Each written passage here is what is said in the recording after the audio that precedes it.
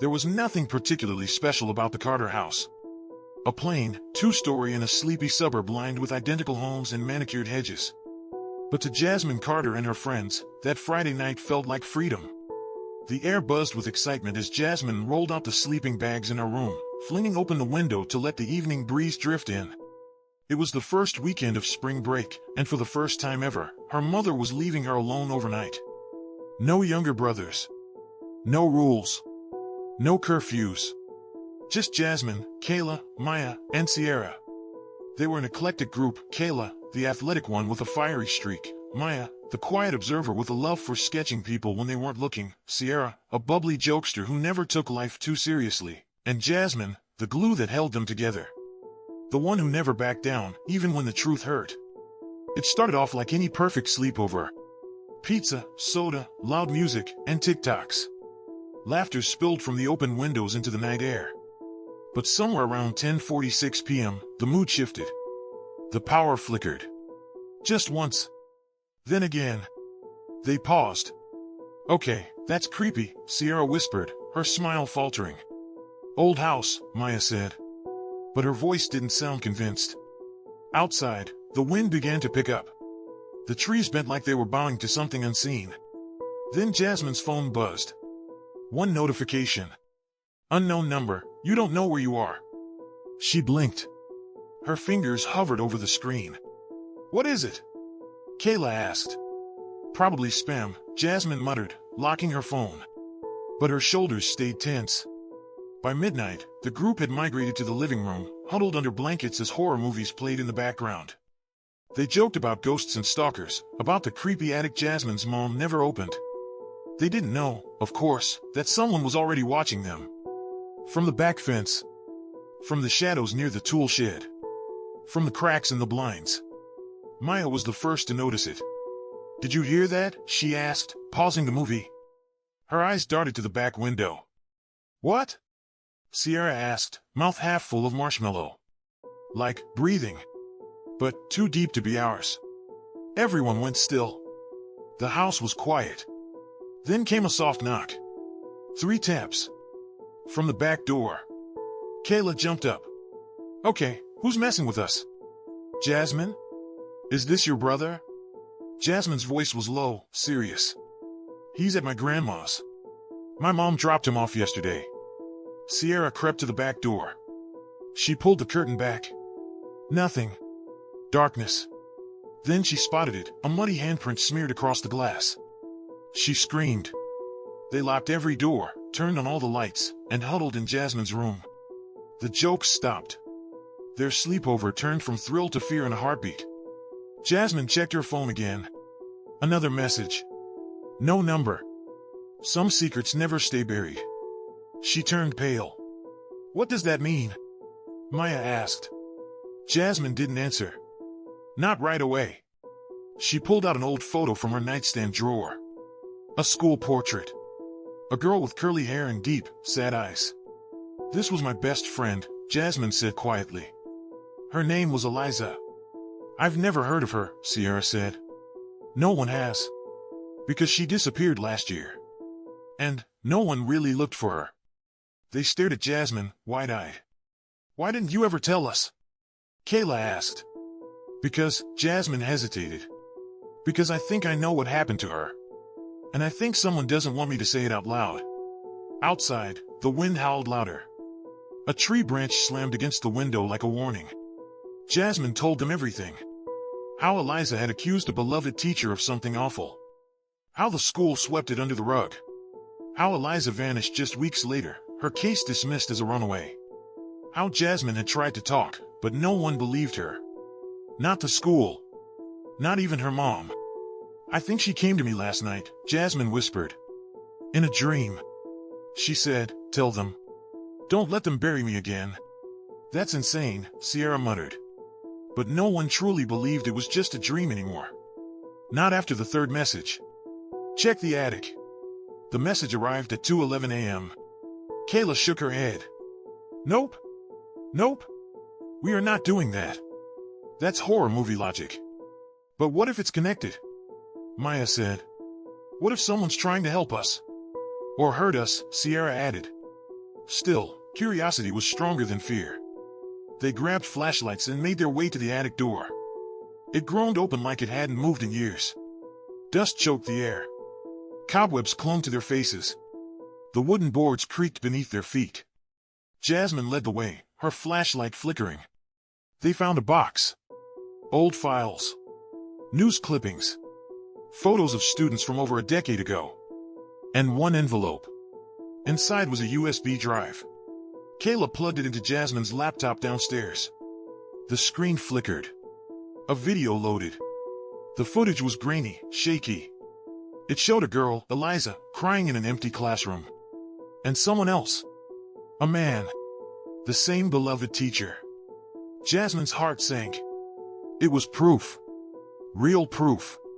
But then the screen glitched, and a voice whispered through the speakers. You should have left it buried. The power cut out. The laptop screen went black. The girls screamed. Footsteps pounded down the hallway upstairs. Then the sound of glass shattering. Someone was inside the house. Maya grabbed Jasmine's arm. We have to go. Now. But Jasmine stood frozen, staring at her dark laptop screen. They know we found it, she whispered. Outside, a car engine roared to life. Tires screeched. Headlights flooded the street, and then cut out. The girls bolted into the garage, but the door wouldn't open. Sierra fumbled with the keypad. It's dead. No power. Back door. Kayla shouted. They ran, but as they reached the kitchen, the back door swung open. And standing there was Jasmine's mom. Soaking wet. Pale. Her hospital badge hangs around her neck. Girls, she said breathlessly, pack your things. Now. Wait, what's going on? Jasmine asked. Her mom looked over her shoulder. They know you're awake. And they're not going to let you walk away this time. Jasmine stared at her mother, heart hammering against her ribs. You knew, she whispered. You knew something was going on all along. Her mother's lips pressed into a thin line. She reached into her coat pocket and pulled out something, small, black, metallic. A flash drive.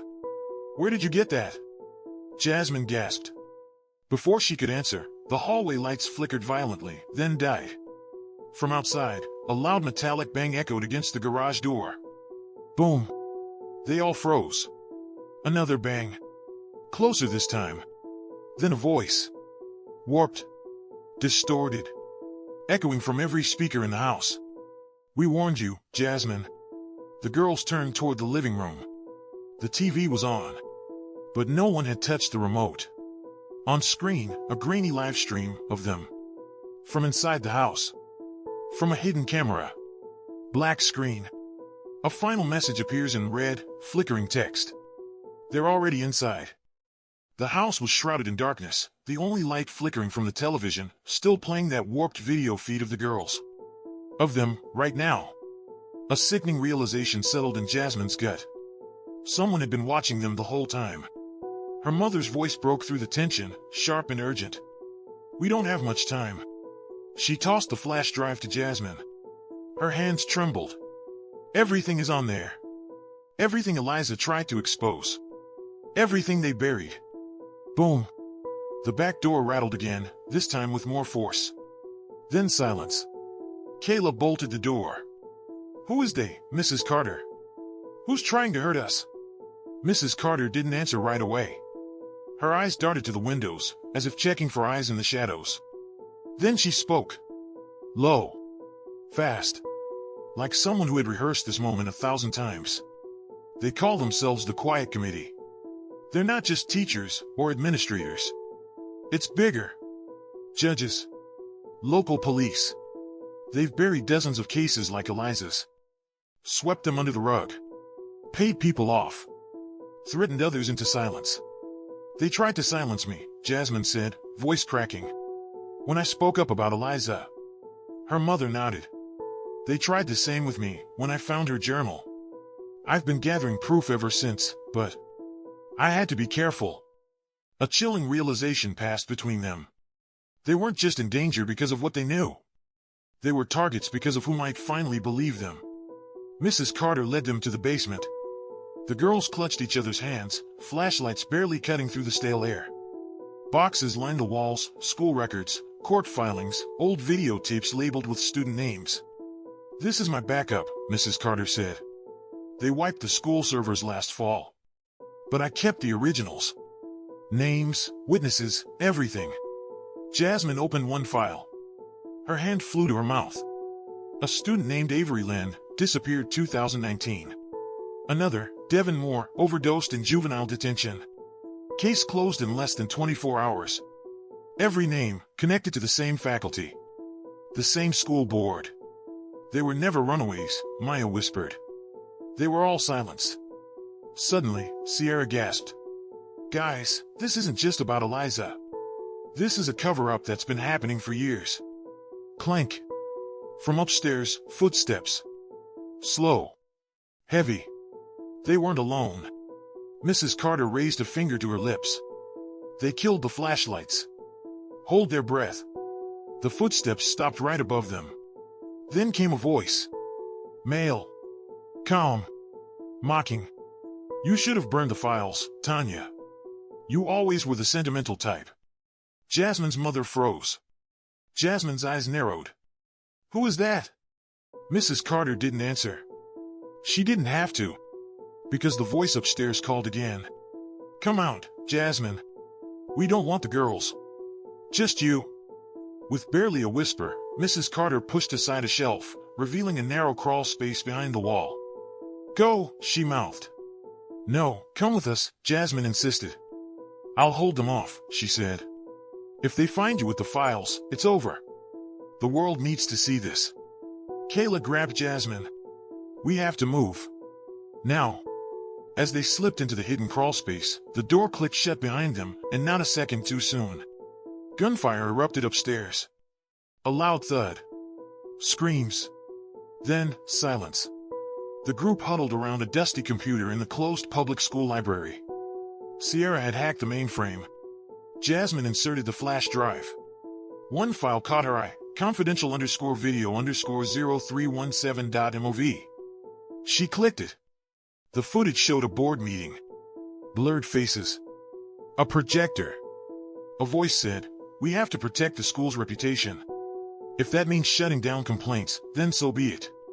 Another voice, "We'll call it a suicide. Her family won't fight it." Jasmine's hands balled into fists. It was indisputable. Evidence. Confessions. Dates. Names. "This changes everything," Maya breathed. Then the screen blinked. An email loaded on the screen. Not from the drive. From j.carter@schoolboard.org. Subject, "You were warned."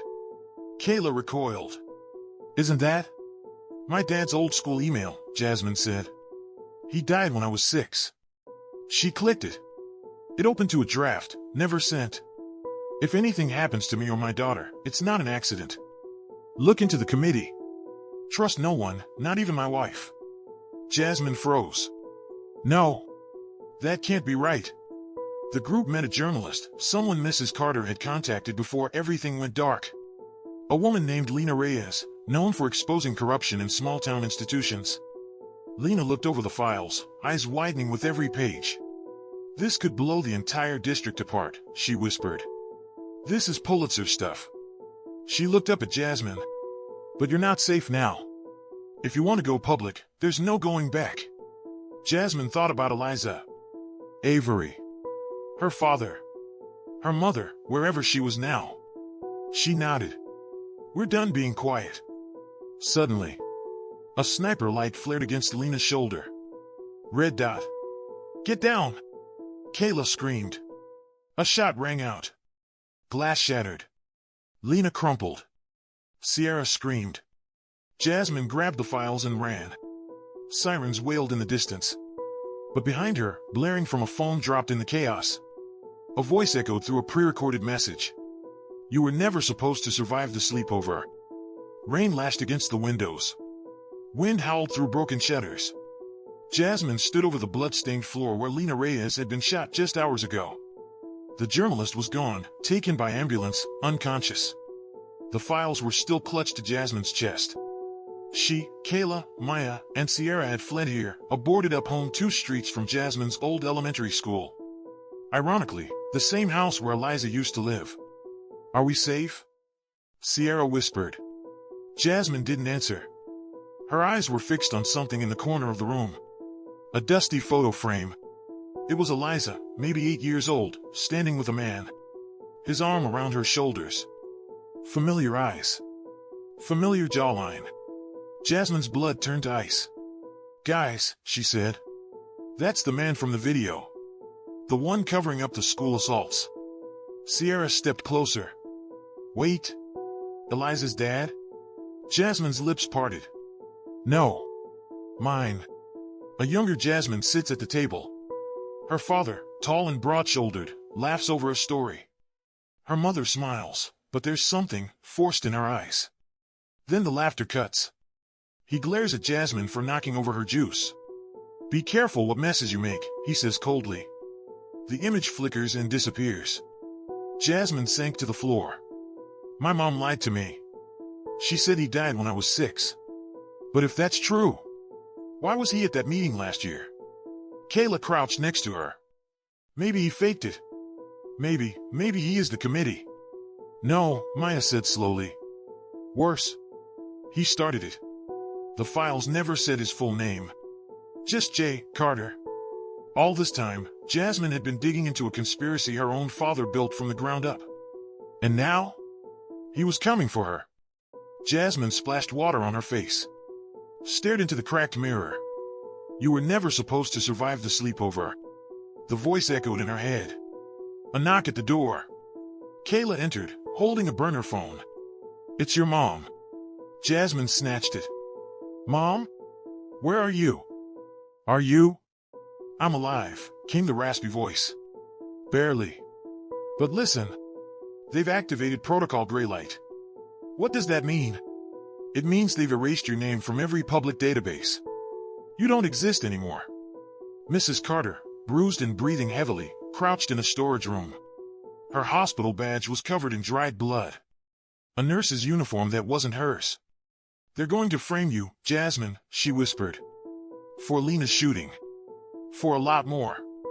"Mom, why didn't you tell me Dad was alive?" Silence. Then, "Because the man I married died a long time ago. What's left of him isn't your father anymore." A crash outside the room. Shouting. The line cut. The phone went dead. Jasmine returned to the place where it all started, Eliza's old school. The halls were cold. Silent. Empty, though it was a Thursday morning. No students. No teachers. Like it had been evacuated just for her. Maya stayed in the car as a lookout. Kayla and Sierra guarded the doors. Jasmine moved through the halls like a ghost. Then, from the intercom, a familiar voice crackled. "Welcome back, Jasmine." Her father's voice. "You've made quite the mess. Stirred up old ghosts." Jasmine's hands trembled as she reached the principal's office. The door was already open.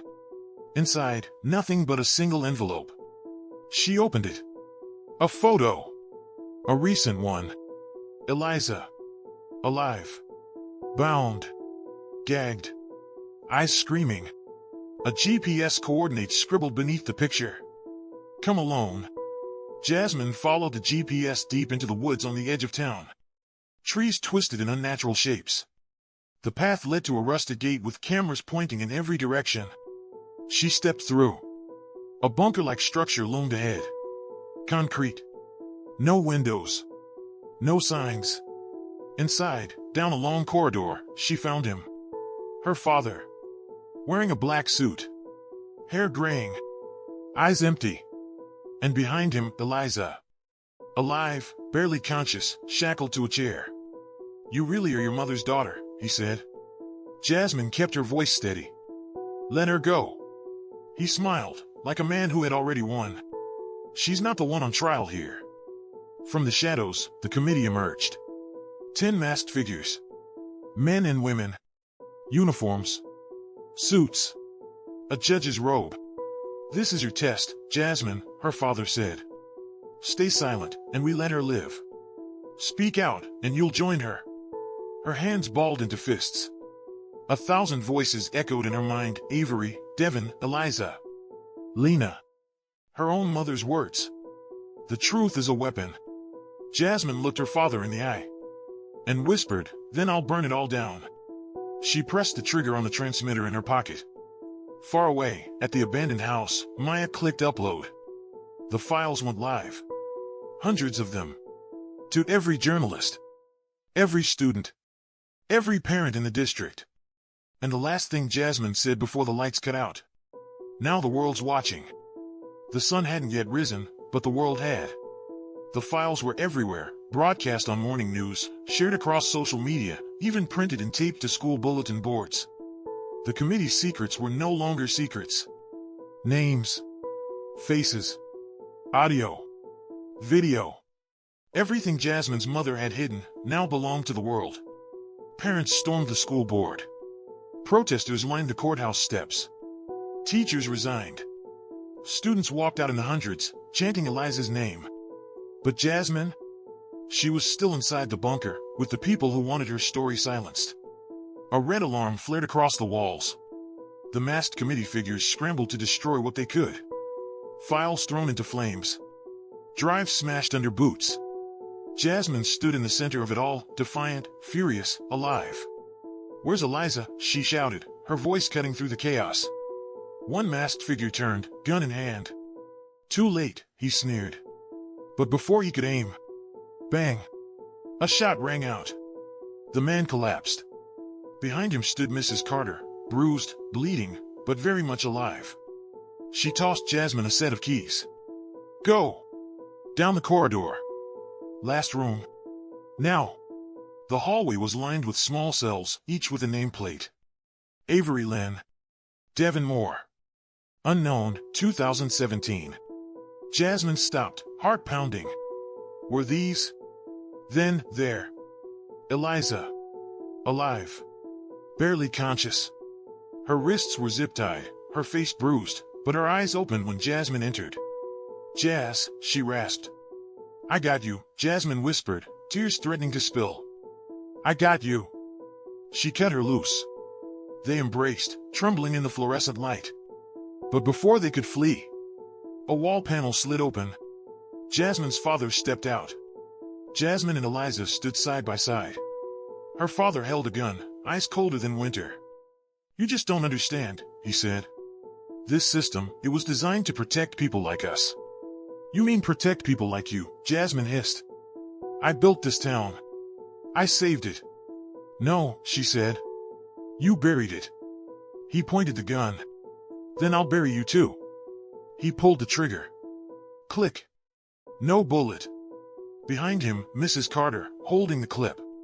"You always underestimated women," she said, before knocking him out cold with the butt of the gun. The world had changed. Eliza, now walking with crutches, sat beside Jasmine on the witness stand. The courtroom was packed. Reporters. Parents. Survivors. Jasmine's voice was clear and unwavering. "I'm not here to ask for justice. I'm here to demand it." She handed the judge the last remaining file, one that named a sitting judge as part of the committee. Gasps filled the room. The judge froze. Looked at the paper. Then recused himself. Chaos erupted. Outside, the world cheered, but inside the courtroom, silence fell. Because Eliza stood up and spoke. "They told me no one would believe me. They told me my voice didn't matter. But today, it does." Jasmine sat across from a young podcast host, her story now broadcast nationwide. "What would you say?" the host asked, to the girls still afraid to speak. Jasmine looked into the mic, into the heart of every girl who'd been silenced. "I'd say, they only win if we stay quiet. So scream. Write. Sing. Burn it all down if you have to. But don't stay silent. Not anymore." Far away, in a dimly lit room, a new figure sat at a desk. They wore a different mask. A golden one. Watching footage of Jasmine's speech. Tapping a finger on the desk. A file lay open. Subject, Jasmine Carter. Status, escalated.